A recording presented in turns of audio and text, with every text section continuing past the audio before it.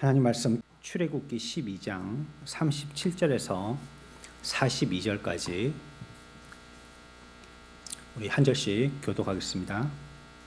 이스라엘 자손이 라암셋을 떠나서 숫곳에 이르니 유아 외에 보행하는 장정이 60만 가량이요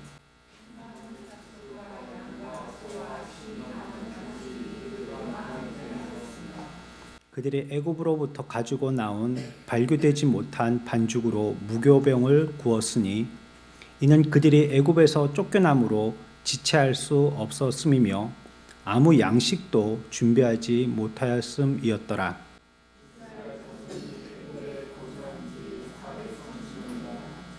(430년이) 끝나는 그날에 여호와의 군대가 다 애굽 땅에서 나왔은즉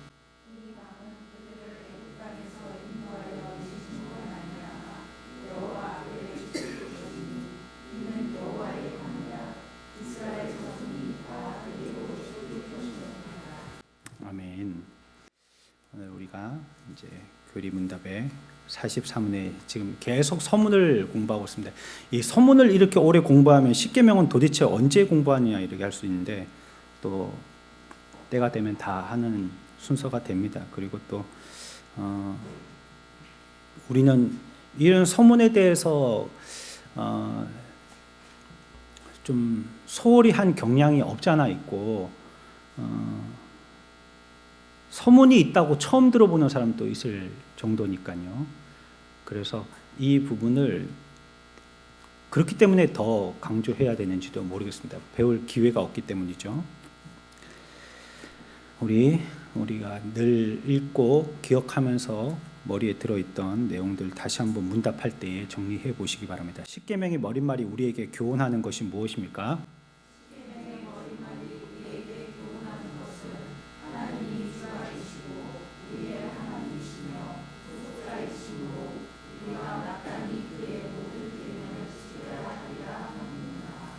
박수 3번만 칩니다. 시작. 2번만 칩니다. 시작. 괜히 박수가 치고 싶었습니다. 우리 이제 지난 시간까지 계속 생각해왔던 이제 출애굽에 관계되는 스토리입니다.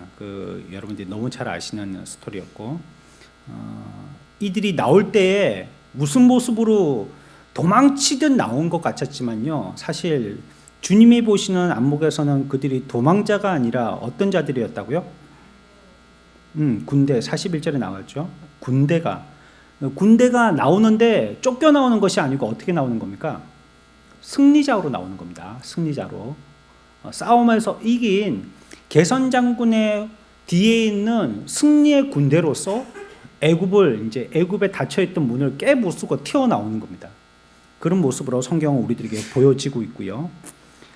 결국 애굽은 이스라엘 백성들을 그냥 잡아두면요 이룰 것이 없으니까 그들을 사실은 무서워하고 두려워한 거죠. 그러면서 이제 그들과 함께 하신 하나님을 두려워한 건데, 하나님께서 그 백성들을 붙드셔서 그들과 함께 하심을 바로가 보게 되어졌을 때에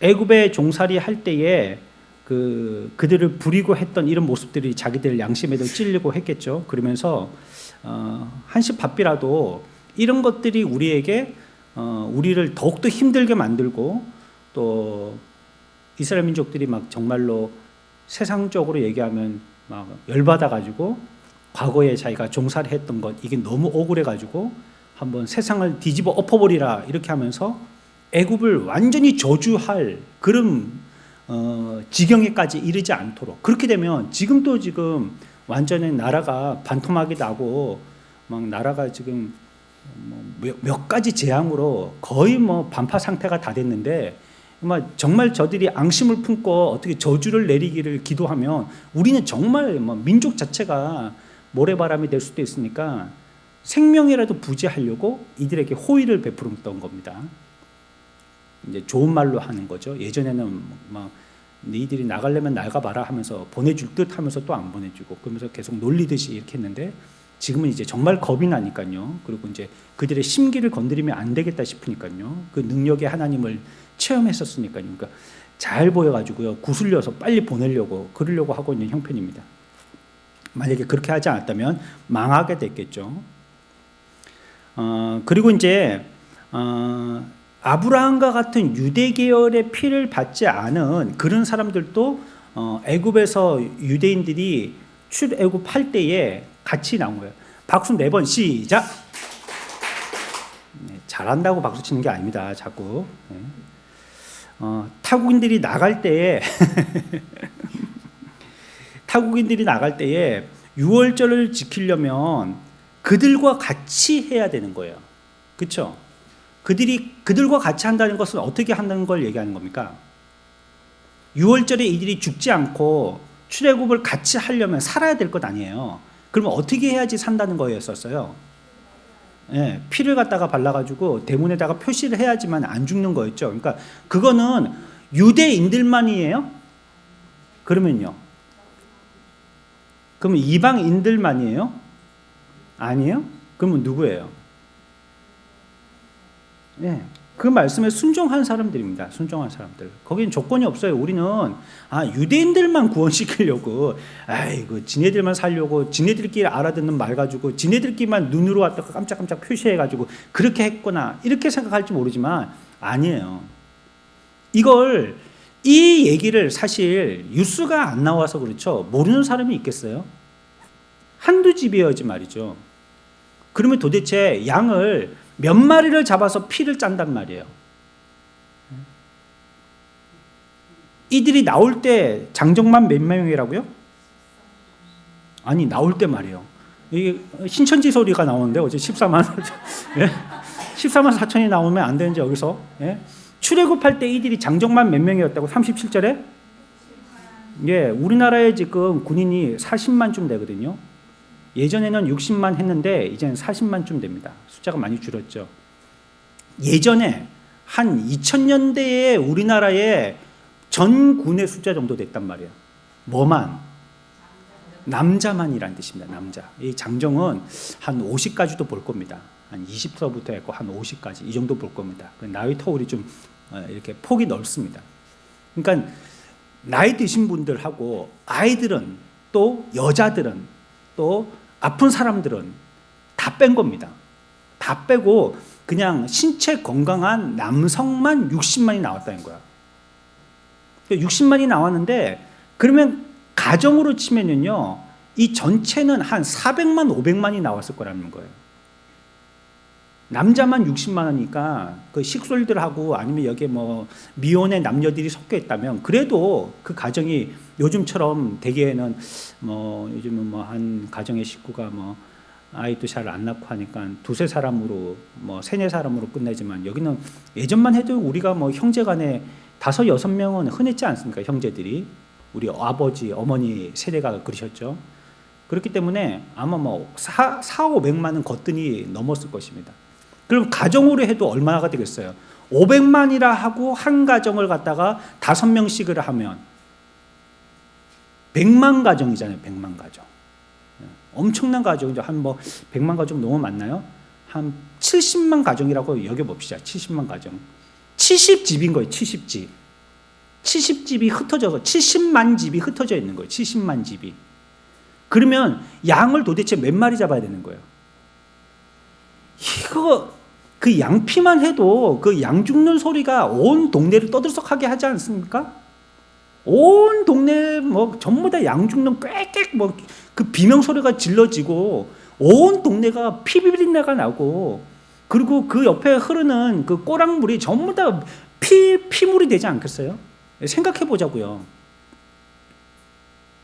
조금만 그 생선 있잖아요, 여러분들이 마트에서 사오시는 생선 그것도 장만하려고 목 대가리 따고 뭐 비늘 제거하고 뭐 창자 떼고 그러면 거기서도 피가 나오는데요. 피가 제법 나오잖아요. 근데 이거 양이면 이따만 하잖아요, 이 짐승이. 이 짐승을 잡아가지고 그 피를 내서 문에다가 표시를 해야 되니 그 얼마나 피가 정말로 철철철철 흐르겠어요. 그런데 이걸 갖다가 애국 사람들이 모를 수가 있겠냔 말이에요. 이런 일을. 이렇게 막 꽥꽥하면서 막 양들 죽고 막 피비린내 나고 온 하수는 피색깔이고 이런데 이거 애국 사람인데 모를 수가 있겠냐고요. 그 동네에 있는 사람들이요 모를 수가 없는 겁니다. 그런 일들을. 저희 뭔 짓들 하는 거예요 유대인들이 지금. 자기들이 아브라함의 후손이라고 하면서 지금 뭔 짓들을 하는 거예요 지금. 가만히 관찰해 보니까 그래 피를 내 가지고 이런 양재기 같은 데다 받아 가지고 그래 어디 썸이나 아니면 천 같은 데 묻혀 가지고 그래 천장이나 뭐 이런 데다가 바르고 있는 거예요 자기들끼리. 입을 딱 닫고 아무 말도 안 하고 그냥 그것만 이렇게 하고 있는 거예요. 그러면서 어떻게 친한 유대인 옆에 있는 이웃이 물어본 거죠. 뭐 하냐 너 지금? 너들 지금 민족이 지금 뭐 하는 거야 도대체? 응? 뭐 무슨 행사니? 아니 무슨 절기니? 물어보니까 뭐라고 하는 거예요? 여호와 하나님이 우리가 구원받게 하도록 하기 위해서 구원의 방법을 내셨는데 이렇게 하면 안 죽고 산대 이렇게 얘기해 준 거예요. 그러니까 옆에 있던 그 이웃이 그 얘기를 듣고 나도 살아볼까 하고 그 말에 귀 기울이는 사람은 어떻게 했을까요? 따라한 거예요. 따라한 거야. 에이, 그럼 우리도 해보자 뭐. 노는 일에 연불한다고. 이런 표현은 성도가 쓰면 안 됩니다. 이런 말 쓰면 안 됩니다. 그냥 놀지 말고 우리도 한번 따라해보자. 그래가지고 자기들도 뭐 한 겁니까? 뭔지도 몰라요. 그거 뭘 의미하는지 몰라요. 진짜 몰라요. 그냥 옆집 사람의 유대인들이 그렇게 하면 하나님이 살려주신다고 하니까 지금까지 보니까는 떼죽음을 당했거든요. 사람이든지 가축이든지.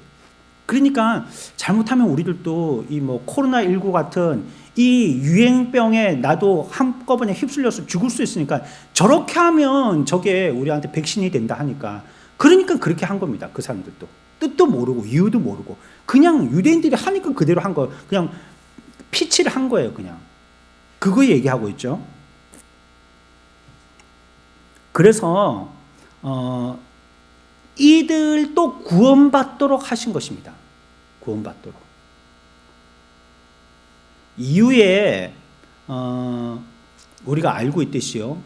3일 예배 때도 우리가 배웠지만 이건 이제 유월절 때에 이방인들이 살게 되는 방법을 금방 말씀드린 거지만 신약에 가서도 보면은 이런 문제 가지고 시시비비를 가리게 되어지는데 그들도 구원의 반열에 쓰려면 구원받는 사람이 되게 하려면 그 문에다가 피 바르는 짓 같은 그런 걸 해야 된다고 한단 말이에요. 유대인이 아니더라도 구원받으려면 그게 뭐 하는 거라고 그랬어요? 구원받으려면 유대인들은 혈통적으로 다 구원을 저절로 그냥 내림으로 다 구원을 받는데 유대인이 아닌 이방인들도 유대인처럼 구원을 받으려면 이렇게 문에다가 피칠 하듯이 당신들은 뭘 해야지만 구원받을 수 있다는 거예요. 그게 뭐였죠? 그게 할례잖아요. 할례. 그러니까 그 할례라는 의식은 무슨 의미인지 이방인들이 알았을까요? 모르죠. 이방인인데 유대인들도 모르는 사람이 있을 텐데 안 가르쳐주면. 근데 이방인이면 당연히 그게 뭘 뜻하는 건지 모르겠죠. 왜 해야 되는지도 모르겠죠. 그러나 여하튼 그렇게 해야지만 살 수 있다라고 하니까 따라하는 겁니다. 자기들도 살려고요. 그런데 그렇게 한 사람들에게는 그 일을 통하여서 이 사람이 혈통적으로는 이방인이지만 영적으로는 유대인 되게 하나님이 인정해 주신 거예요. 그렇게 해서 어떤 원리에 의해서인데요. 그건 몰라요. 그냥 하나님이 정하신 방법이에요. 그게 그냥. 우리가 예수 믿고 구원받는 것도 어떤 사람들에게 한 개도 안 어려워요. 예수 믿기만 하면 됩니다 하면 그런 게 어디 있어 하는 사람이 있거든요. 하다못해 세상에 대학교 들어가는데도 애들 6년 동안 10년 동안 공부해야지 그 학교에 그래도 턱걸이에서 껴 들어갈랑 말랑 하는데 말이에요. 그런데 그렇게 영원토록 복된 땅인 천국에 영원히 살 곳으로 들어간다면서 그러면서 그것도 뭐 시험 치는 것도 아니고 무슨 자격 조건이나 뭐 어떤 재산이 있어야 되는 것도 아니고 그냥 믿으면 된다 하니까 이게 안 믿겨지는 거예요. 그러나 이것은 하나님이 우리들에게 제시한 조건이죠. 우리 보고 이해하고 납득되라고 제시한 조건이 아니란 말이에요. 그러니까 믿기만 하면 그렇게, 할례를 받기만 하면, 조금 더 가서 출애굽으로 가서 구약 시대로 간다면 어떻게 하면 문에다가 피 칠하기만 하면 그건 다 구원받는다는 거예요. 그건 이방이든지 유대인이든지 상관이 없는 거예요. 꼼보 째보 상관이 없는 거예요. 그거는 유대인이든지 뭐 피부색이 희든지 검은색이든지 백인이든지 흑인이든지 상관이 없는 거예요. 다 모든 사람 불문하고 그렇게만 하면 다 산다는 거예요. 그렇게만 하면. 그래서 38절 보십시오. 그렇게 한 유대인들의 이웃 이방 친구들, 이웃 이방 사람들이 있었다는 말이에요. 38절 봅니다. 다 같이 읽습니다. 38절 시작.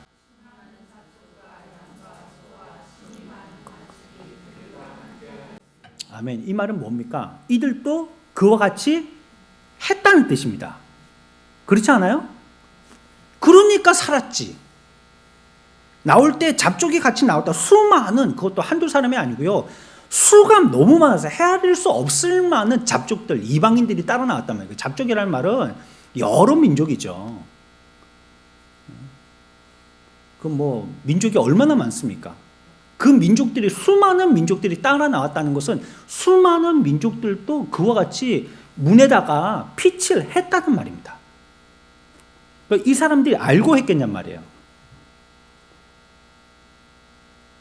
알고 한 사람들은 잘 없을 거예요. 그리고 더더군다나 그 피칠의 의미가 무엇인지를 깨닫고 한 사람은 거의 없을 겁니다. 그냥 하니까 나도 한 겁니다. 우리가 코로나 때 어떻게 하면 코로나 안 걸린다고 그랬어요. 예전에는 뭐 소금물로 이를 닦으면 코로나 안 걸린다 했던가, 또 무슨 또 어떤 기업에서는 자기네 식품을 먹으면 코로나 안 걸린다 했다가 이번에 신고당해가지고 된통 또 두드려 맞은 데 있었죠. 그런 것처럼 뭐 하면 또 그런 거 가지고 사기치는 게 많았었잖아요. 뭐 면역력 강화해서 뭘 먹으면 뭐 코로나 안 걸리고 막 여기 뭐 이렇게 뭐 보호막 같은 거 딱 쳐져가지고 막 그랬고 뭐 침투가 안 되고 막 그렇게 된다고 그런 얘기 있었었죠. 그것처럼 말이죠. 이 백성들은 왜 그렇게 되는지 그와 같은 이유가 뭔지는 모르겠지만 여하튼 따라 하니까 그냥 다 같이 살게 되어진 겁니다. 그 수많은 잡족들 얘기합니다. 이 가운데는요, 이렇게도 생각해 볼 수 있어요. 제가 자꾸 이방인이라고 얘기하니까 이방인은 유대인을 기준한 용어입니다. 그렇죠. 중국은 자기들을 중화민족이라고 그러거든요. 지구의 중심이라고 한단 말이에요. 그러면 다른 옆에 있는 나라들은 다 뭡니까? 변방민족. 변방민족이라는 거예요. 우리는 변방민족이에요. 변방. 그러니까 하찮게 보는 거죠. 자기들이 중앙이고 우리는 변방이니까. 그래서 모든 걸 할 때 자기들 생각대로 맞추는 거잖아요. 그러니까 뭐 요즘에 뭐 중국의 뭐 동북공정이나 뭐 어쩌고저쩌고 뭐 역사 끼워 맞추기 뭐 전부 다 자기들 기준으로 다 맞추는 거거든요. 주변에 있는 나라들은 아랑곳하지 않고 그냥 마이웨이를 외치는 겁니다. 그렇게 하는 겁니다. 그렇지만 유대인들도 다른 나라들 이방인이다 하는 것은 그와 같이 자기들 민족을 중심으로 한 그런 사상에서 나온 용어입니다. 근데 여기에 이방인이라고 했지만 여러분들 혹시 이 이방인 가운데 애굽 사람이 있었을까요? 없었을까요? 애굽 사람은 나올 때 잡족 가운데 애굽 사람은 섞여 나왔을까요? 안 나왔을까요? 애굽 사람들도 섞여 나왔을 거예요. 어떤 애굽 사람? 간이 좀 작은 애굽 사람. 지들도 죽을까 봐 간이 작은 애굽 사람. 저 같은 사람은 아마 딸려 나갔을 것 같아요. 저는 간이 좀 작거든요. 여러 집에서 죽어나가는 걸 자꾸 보는 거예요. 아니 우리 옆집에도 코로나 걸렸더라. 이 집도 코로나 걸렸다더라. 그 친구도 코로나 걸렸다더라. 그러면 우리가 그때 얼마나 간을 조마조마했습니까? 예? 처음에는 공무원들이 그거 막 전화하고 찾아오고 그랬잖아요. 하도 많이 퍼지니까 나중에는 못하지만 처음에는 그래갖고 교회다가 다 그거 쓰라 하고 막 그랬잖아요. 그래갖고 뭐 어디 가든지 그 QR코드 찍고 막 그러라고 야 이거 우리 정보 공개가 되는 거다. 이걸 뭐 줘야 되냐 안 되는 거냐 뭐 이렇게까지 우리가 막 생각하고 그랬잖아요.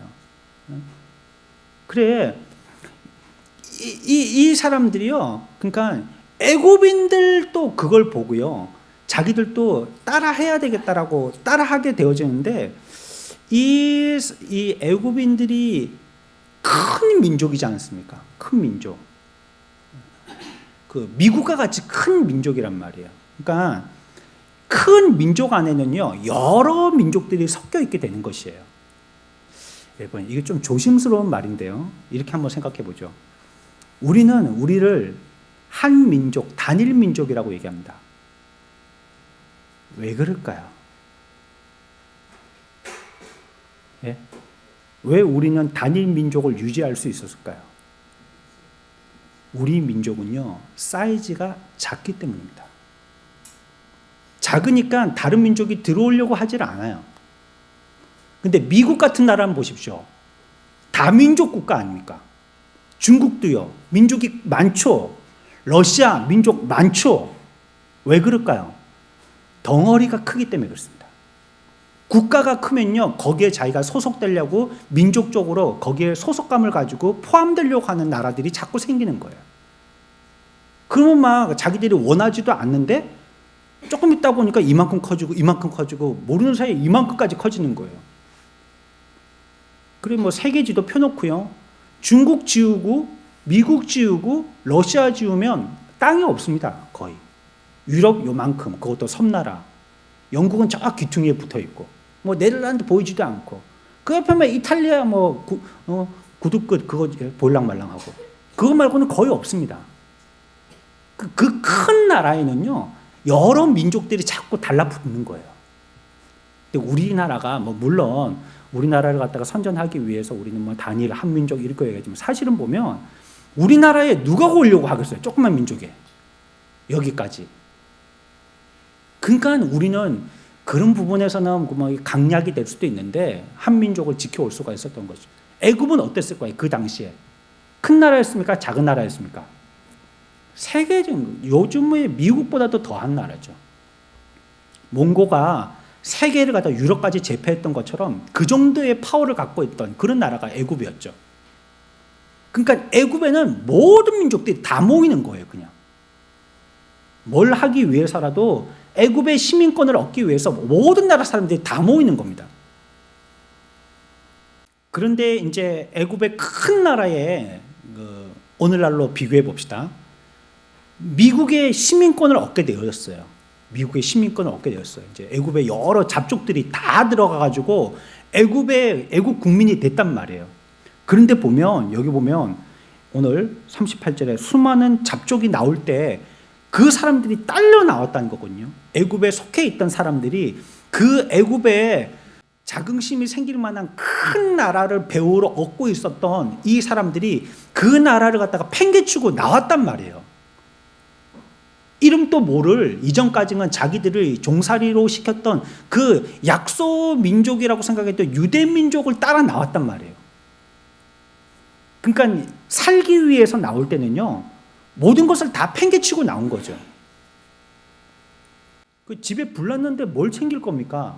뭐 이거는 어제 뭐 백화점에서 산 옷이고 뭐 이거는 뭐 내가 안 입었고 내가 사가지고 아낀다고 안 입은 아까운 옷이고 뭐 그런 거 챙길 거예요? 불나면 뭐 어떻게 해야 됩니까? 생명부터 구해야죠. 사람부터 살려야 되는 거 아니겠어요? 그리고 목욕탕에 불나면 어디를 가리고 나온대요? 얼굴 가리고 나옵니다. 목욕탕에 불나면 밑에를 가리지도 않고 위에를 가리지도 않고 얼굴 가리고 나오는 거예요. 안 알아보면 되니까. 일단 살아야지 되는 거 아니에요? 그것처럼요. 어디든지 불나면 내가 이거 챙기고 저거 챙기고 할 여가가 없는 겁니다. 일단 어떻게 해야 돼요? 살아야 되는 거예요. 살아야 되는 거. 애굽에 자긍심을 가질 만한 큰 나라를 배후로 얻고 그래가지고 내가 우리 민족도 거기에 흡수돼가지고 애굽의 민족으로서 살고 있었지만 여기 있다 보니까 죽을 것 같은 거예요. 그러니까 일단 살고 봐야 되니까 저 민족이 하등 민족이고 열등 민족이고 못난 민족이고 할지 모르겠지만 저 민족 따라가면 살 것 같으니까 그 민족에 휩쓸려서 같이 따라 나온 겁니다. 그게 38절 말씀이에요. 그렇게 따라 나왔다는 거니까 이 사람들이 잡족으로서 양과 수많은 가축들과 함께 그들과 함께 따라 나왔다는 건요. 그냥 이 사람들이 유대인들 나올 때에 옆에 배후에 어떤 분위기의 사람들이나 가축들이 있었나를 얘기하는 정도가 아니라는 말이에요. 이 말은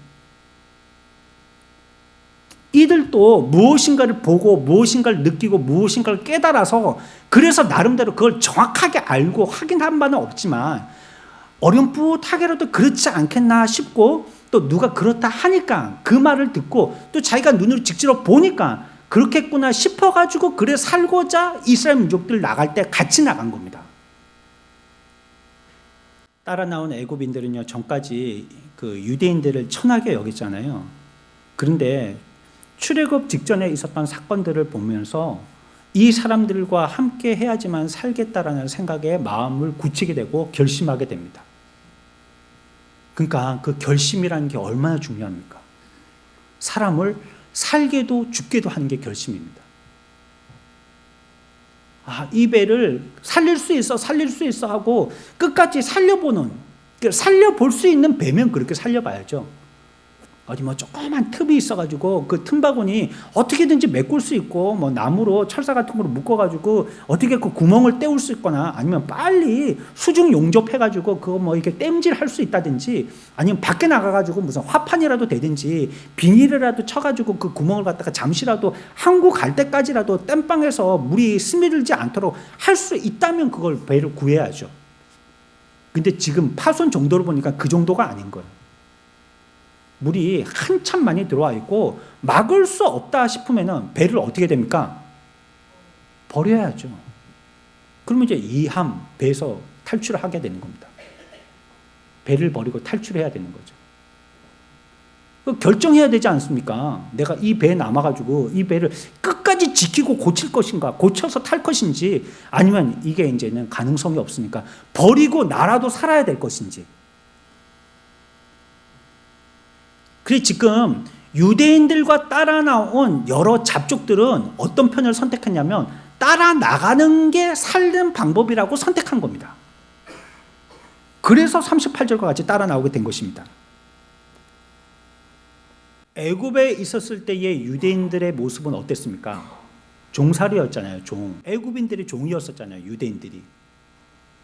그 종이라는 건 여러분들이 뭐 여러 번 들어보셔서 아시겠지만 사람 취급을 못 받는 게 종이거든요. 요즘에 여러분들이 집에서 키우는 개만도 못하게, 종복지 이런 건 없었습니다. 개복지 이런 건 있지만, 개엄하게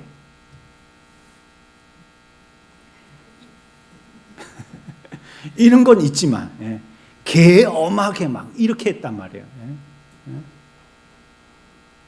그렇게 하다 보니까는 이 종들이요 전부 다 뭐 그 앞에서는 길을 못 피는 거죠. 짐승 취급받는 거 아닙니까? 사람이 죽고 사는 게 그게 아무것도 눈도 깜짝할 일이 아니거든요.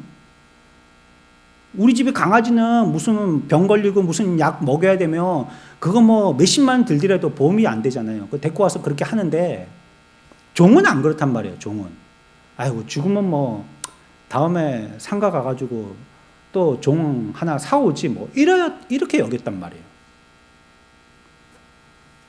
그러니까 이렇게 천대받고 그 사는 것도 어떻게 살았겠어요? 종들이 뭐 거의 아우슈비츠 수용소처럼 살았겠죠. 그 사람들이 뭘 부귀영화 누리면서 살았겠습니까? 뭐 번듯한 집이 어디 있겠었으며 뭐 밥그릇이 어디 있겠었으며 어떻게 살았겠습니까? 대충 우리가 생각이 되지 않습니까? 거의 반짐승처럼 살았던 것이거든요.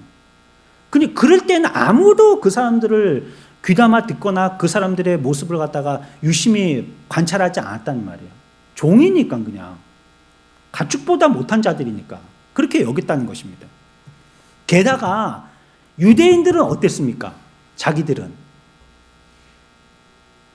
자기들도요 신앙 다 팔아먹었거든요. 400년 있는 동안에요 반 애국 사람 된 거예요. 반이 뭐예요? 거의 애국 사람이 된 거예요. 그럼 애국 사람 됐다는 게 뭡니까? 자기들이 이곳에 이주되도록 하게 하신 여호와 하나님에 대한 사상은 다 잊어먹고 이 땅에서 우리가 왜 이렇게 천시받고 멸시받고 짐승받도 못한 취급받게 되는지 깨닫지도 못하고 그냥 부모로부터 이렇게 하는 것이 우리가 사는 방법이야라는 걸 갖다가 그냥 학습되고 그렇게 그냥 그러려니 하고 팔자소관인지 알고 그렇게 살면서 꾸역꾸역 종살이 했다는 거예요. 시킨 대로 하면서. 그러면서 애굽 주인이 이거 해야 된다고 하면 이거 하고, 요거 제사 지내야 된다고 하면 이거 제사 지내고, 요거 제물 드려야 된다면 제물 드리고, 여기 가서 이게 우리의 신이야 하니까 여기 신 우리가 같이 경배하러 갈 때 너도 따라가야 돼 하면 따라가고, 야 네 종들 뭐해? 니들 같이 절해야지 하면 절하고, 이러고 있었단 말이에요. 사실 애굽 사람들뿐만이 아니라 유대인들도 애굽에서 종살이하는 400년 넘게 동안 거의 그들의 신앙은 무너질 대로 무너진 겁니다. 딴 민족도 하나님을 따르지 않았지만 유대인들도 하나님에 대한 신앙이 거의 약해져 있었을 때입니다. 오히려 그들을 무시하고 그들을 핍박하고 그들을 미워했고요. 모세가 처음에 바로 앞에 섰었을 때의 장면을 여러분들 기억해 보십시오. 모세를 바로가 두려워했나요? 아니거든요. 저 어디서 지나가던 행인이 와가지고 왕을 만나겠다 하더니 자기 민족으로 갔다가 내보내달라고 저런 헛소리를 하고 있는가.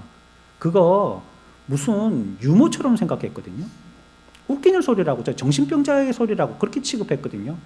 그 뭐 하려고 하는데 네가 이래가지고 뭐 한다는 게 뭐 뱀이가 길어졌다가 짧아졌다가 뭐 살았다가 죽었다가 막 이러니까 그거 우리도 할 수 있어 그래가지고 마술사 데리고 와갖고 해보라 했더니 그 똑같이 하는 거예요. 조롱하는 거거든요. 조롱. 네 할 수 그게 뭐 대단한 거라고 우리 아무나 할 수 있는데 이런 식이거든요. 그러니까 그때 모세에 대해서 전혀 관심을 기울이지도 집중하지도 않았던 것입니다. 그런데 여러 가지 재앙을 당하고 마침내 그의 아들까지 죽고 나니까 이제 기가 팍 죽은 거죠. 그래가지고 처음에 말씀드린 것처럼 이랬다가는 이 아들의 죽는 것으로 끊는 게 아니고 나도 죽고 우리 부인도 죽고 우리 대가 다 끊기고 우리 민족이 모래바람 되겠다 싶으니까 그 유대인들에게 환심을 사기 위해서 잘 보이기 위해서 애를 쓴 겁니다. 그래서 보낼 때에도 뭐 여러 가지의 은근 폐물 같은 거 다 딸려서요 이것도 갖고 나가라고.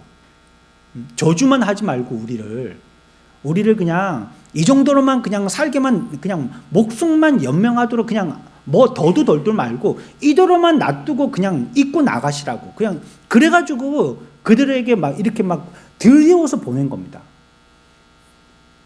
잡족들도 하나님의 기적을 보고 두려워하는 마음이 생기고요. 애굽에 사는 것보다도 이스라엘 민족들이 보기에는 보잘것없어 보이고 이전까지의 삶을 보면 자기들을 시키는 대로 하는 짐승 같은 그런 종살이를 했었지만 하나님을 따라가는 것이 살 것 같은 것이 느껴져서요. 그래서 그냥 따라 나온 것입니다.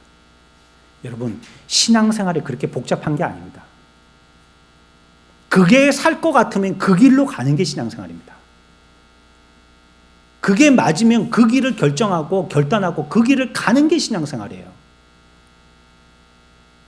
이 사람들이 결국은 따라와서 그래서 말이에요. 이제 어디까지 따라가게 되죠, 이 사람들이? 애굽에서 나올 때 따라 나오고 결국 어디에까지 이르게 되냐면 하나님이 임재하시는 시날산까지 따라오게 됩니다. 그러니까 애굽에서 나올 때 위험 있는 하나님을 체험했는데 여기서 보니까 막 구름과 번개와 막 큰 우레와 이런 것들이 있는데 모세가 가서 율법을 받는다 하고 우리는 밑에서 보니까 그 광경이 너무 어마어마 무시무시한 거예요. 여기까지 가서 보게 된 것입니다. 그러니까 그들의 마음에 두 가지 마음이 생기는데요. 한 가지는 다음 시간에 얘기하고요. 한 가지는 우리가 짐작해 볼 수 있는 게 우리가 출애굽할 때 그렇게 두렵고 무서운 하나님인데 그 하나님이 일회용 하나님이 아니라는 걸 깨닫게 된 거예요. 그 하나님은 정말로 살아계셔서 늘 이들과 함께 하시고 보니까 이 시날산에서도 하나님이 함께 하신다는 걸 보여준 거예요. 그러니까 이 하나님을 안 섬기면 우리가 나올 때 죽을 뻔했던 것처럼 여기서도 어떻게 되겠구나? 죽겠구나 싶은 거예요. 그러면 광야길을 갈 때 약속의 땅이라는 그 땅에 목적지까지 가기까지 하나님을 섬기고 순종하지 아니하면 어떻게 했구나라고 생각한다고요? 죽겠구나라고 생각하는 거예요. 그러니 그가 얘기하시는 걸 잘 지켜야지 하는 마음이 생기는 겁니다. 그게 십계명의 서문입니다. 이들의 마음에 그런 마음이 생겼다는 거예요.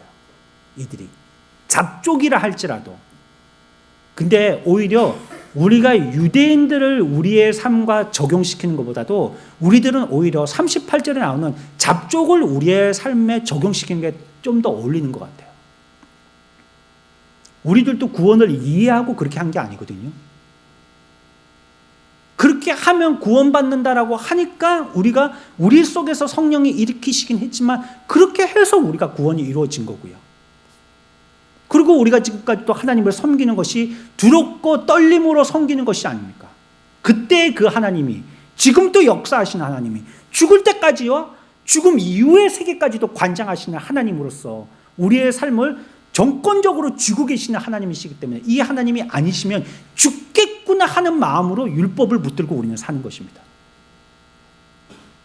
그러니까 이 시대에 우리가 이 십계명을 지킨다는 것은 그저 우리가 세례받으려고 학습받으려고 달달 외우려고 그러려고 지키는 것이 그렇게 암송하는 것이 아니라 이런 마음으로 우리를 살려주시고 잡족이라 할지라도 이유와 뜻도 몰라도 우리를 살려주시려고 구원의 방법을 내신 것이고 그것을 통하여서 그 하나님은 이제 그분을 따라 나감으로써 나도 그분의 아브라함의 혈통은 아니지만 그분의 대열 속에 그분의 백성들의 대열 속에 포함된 자가 되어져서 우리의 가는 삶 가운데 그분이 인도하시면 우리들도 따라갈 수 있는 삶이 되겠다고 하시는 확정과 보장이 우리들 가운데 있게 된다는 것을 우리가 믿게 되는 것입니다. 십계명의 서문은 우리가 꼭 기억해야 되는 것이에요. 반드시 기억해야 됩니다.